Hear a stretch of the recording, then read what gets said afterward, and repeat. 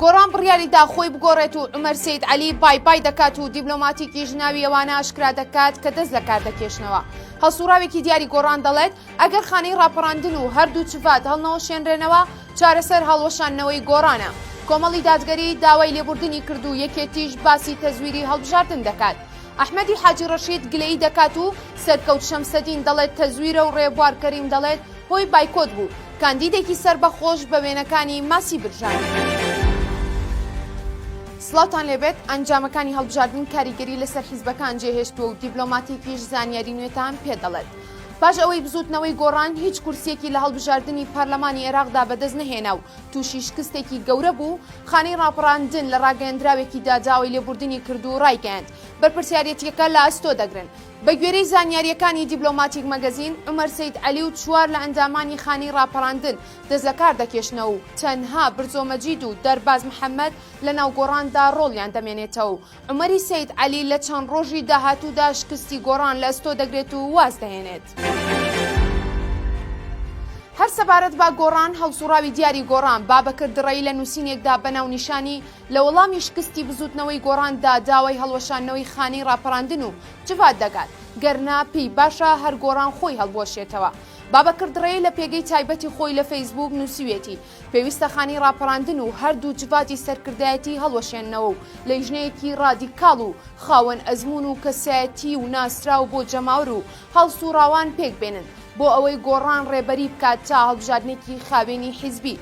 ئەو هەڵسوراوی گۆڕان دەژڵێت ئەگینا چارەسەر هەڵوەشاندنەوەی بزوتنەوەی گۆڕانە تا هێندە خەڵک سەرقاڵ نەکرێت با سیاسەتی فاشل و دوور لە بەرژەوەندی خەڵک و کات بەڕێکردنی سلبی. ئەمڕۆ ئەنجومەنی باڵای کۆمەڵی دادگەری بۆ بڕیاردان لەسەر شکستی کۆمەڵ کۆ دەبێتەوە و وتەبێژی حیزبەکەش داوای لێبوردن دەکات. یەکێتی و کۆمەڵ دەڵێن لە هەولێر تەزویریان لێکراوە. محەممەد حەکیم وتەبێژی کۆمەڵی دادگەری سەبارەت بە ئەنجامی هەڵبژاردنەکانی پەرلەمانی عێراق ئەنجومەنی باڵا و سەرکردایەتی بەرپرسیارەتی ئەم دۆخە لە ئەستۆ دەگرێت. ڕاشیگەاند هەنگاوەکانمان بە ئاراستەی چارەسەری دۆخەکە دەست پێ دەکەین. کۆمەڵ دۆخی زۆر سەختتر لە مەشی تێپەڕاندووە. وتیشی ئەندامانمان دڵنیا دەکەینەوە بە بەرنامەیەکی نوێوە خۆمان بۆ هەڵبژاردننی کوردستان ئامادە دەکەین. وتەبێژی کۆمەڵ وتیشی ئەو ئەنجامانەی بەدەستمان هێناوە لە ئاست چاوەڕوانیەکانمان نەبووە، هەر بۆیە داوای لێبوردن دەکەین. هەروەها کۆمەڵی دادگەری ڕایگەیاند کە لە شاری هەولێر تەزویریان لێکراوە و ئەنجامەکان قبول ناکەن.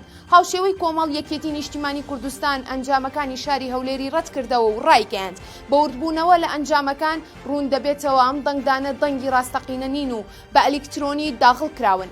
ئێمە وەک یەکێتی نیشتیمانی کوردستان تەواوی پرۆسەی هەڵبژاردن لە هەولێر ڕەت دەکەینەوە و چاوەڕێی ئەنجامی سکاڵاکان دەکەین.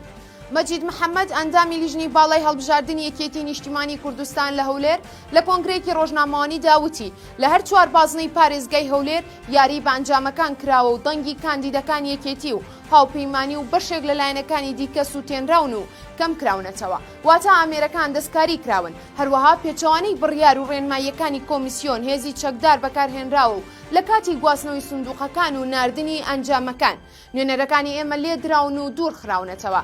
ئەندامەکەی لیژنەی باڵای هەڵبژاردننی یەکێتی ڕاشیگەیاند هەندێک ڤیدیۆیان لایە کە بە ئاشکرا دەردەکەوێت جیهازی دەنگدان چەند جارێک لە بنکەکە دەبرێتە دەرەوە و دەیهێننەوە ژوورەوە. بەڵگەی ڕاستەقینەشمان هەیە هەندێک لە سندوقەکان قردێلەی کۆدەکانیان پچڕێنراوە. کاندیدە دەرنەچووەکان لەسەر هۆکاری دەرنەچوونیان کاردانەوەی جیاوازیان هەبوو، هەریەکەش هۆکارێک بۆ دەرنەچوونیان باز دەکەن. ئەحمەد حاجی ڕەشید کاندیدی کۆمەڵی دادگەری ڕایگەیاند لەوە پەشیمان نیم کە لە زێدی خۆم بربژێر بووم و خۆم خستە بەردەم بڕیاری ئێوەی بەڕێز و دوجاریش بڕیارەکەتانم قبول کرد بەو پەڕینی گەرانیەوە چونکە جگە لە دڵسۆزی هیچی ترم نەبووە بۆتان. هەروەها سەرکەوت شەمسەدین کاندیدی سەربەخۆ پاش دەرنەچوونەوەی بۆ پەرلەمان ئەنجامەکانی بە درۆینە ناوبردوو دەڵێت سەرڕای ڕەتکردنەوەی ئەنجامەکان کە بە ئەنجامێکی درۆیی نەدەیزانین دڵنیایش دەدەینە هاوڵاتیان کە ئێمە لەسەر هەڵوێستەکانمان پاشەکشە ناکەین و باجەکەی هەرچیش بێت دەیدەین. دکتۆر ڕێبوارکەریم وتیشی سەرڕای تێبینی ئەلکترۆنی لەسەر ئەنجامی هەڵبژاردنەکان بەڵام بایکۆتی دەنگی ناڕازی بووە هۆی سەرنەکەوتنمان وا دیارە میلەتەکەمان خەباتی پەرلەمانی پێباش نییە. سەبارەت بە ئایندەی خۆشی دکتۆر ڕێبوارکەریم دەڵێت ئەمێ ئەوەش بۆ هەمووان ڕوون بکەمەوە کە بەندە خانە نشین نابم و دەگڕێمەوە سەرکاری پێشوم کە مامۆستاییە لە زانکۆ. هەر دوێنێ تاریق خورشید کاندیدی سربەخۆ لە شاری هەولێر ڕایگەاند وێنەکانی خۆی لە شەقامەکان لێ کردوتەوە و ماسیشی کڕیوە و بە سووتاندنی وێنەکانی توانیوێتی ماسی ببرژێنێت و لەگەڵ خانەوادەکەیدا بیخوات.